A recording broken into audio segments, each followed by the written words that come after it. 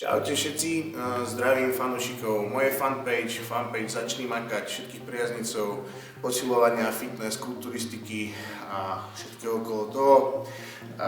Dnešné video sme sa rozhodli natočiť práve kvôli tomu, že po uverejnení tréningových videí a fotografií, strávy a doplnkov výživy, ktoré používame ja alebo aj ostatné členovia týmu Začni makať, nám prišlo veľa otázok ohľadom doplnkov výživy, prípadne podrobností od našej suplementácii, stravovaní a veci okolo toho.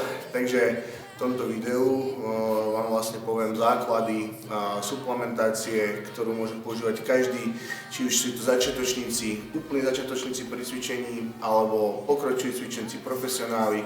Následné doplnky výživy môže používať naozaj ktokoľvek. A viac menej aj by ich mal používať každý, kto sa nejakým spôsobom venuje posilovaniu alebo má zvýšenú telesnú záťaž a fyzický výdaj energie. Kto začínal s cvičením a prišiel k téme doplnky výživy, tak vie, že dnes je na trhu neuveriteľné množstvo doplnkov výživy, z ktorých je potrebné si vybrať. Je dostupné obrovské množstvo rôznych doplnkov, obrovské množstvo výrobcov a pohybujú sa v rôznych cenových kategóriách a práve začínajúci ľudia alebo ľudia, ktorí sa v tom nevyznajú, s týmto zvyknú mať na začiatku problém. Ja sám, keď som začínal, tak môj prvý nákup doplnkov vyzeral ako kazeinový proteín a kreatín k tomu, čo momentálne samozrejme každý vie, že je úplne katastrofálna kombinácia. Ale áno, minimálne vedel som, že potrebujem proteín a toto je pravda. Nemal to byť ale kazeín, mal to byť crvátkový proteín. Tento by mal používať vlastne každý, kto má nejakú zvýšenú fyzickú záťaž, kto chodí do posilovne alebo športuje, beháva, čokoľvek, pretože bielkoviny sú základnou stavebnou jednotkou v tela a je potrebné ich doplňať. Takže prvým ďalším doplnkom po proteíne, po ktorom by mal každý siahnuť, je glutamín. Je to preto, lebo glutamín ako aminokyselina má najväčšie zastúpenie v prostorovom svalstve, je vynikajúci na regeneráciu, zvyšuje hladiny rastového hormónu, zlepšuje budovanie novej svalovej hmoty a je to preukázateľné jeden z doplnkov, ktoré sú naozaj nutné.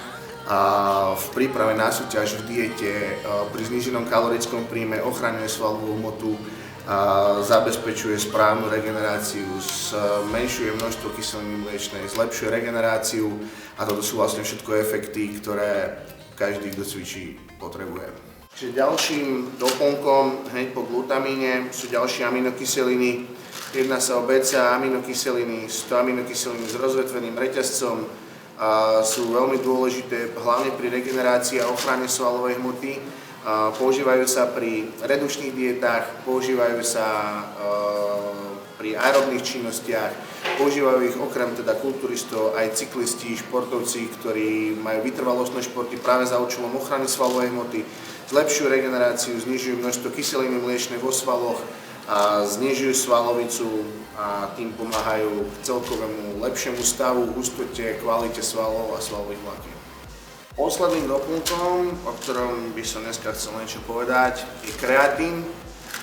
Tento, povedal by som, až chronicky známy a chronicky rozoveraný doplnok výživy, na ktorý som čítal už toľko rôznych kontroverzných názorov, od toho, že kreatín sú steroidy, až po to, že zničí obličky a pečeň. Samozrejme, všetky tieto informácie sú absolútne od vecí.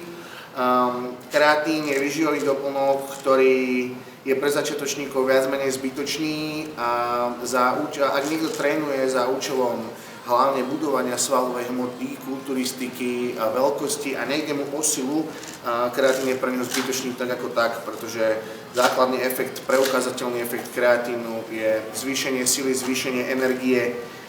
To znamená, že je to ešte jedno opakovanie navyše, ale je dobré používať ho hlavne v obdobiach stagnácie, v obdobiach, keď je povedzme tréning zameraný viac na silový výkon ako na nejaké objemové časti a práve vtedy môže kreatín pomôcť a prinútiť toho človeka vydať do seba na tom tréningu ešte viac.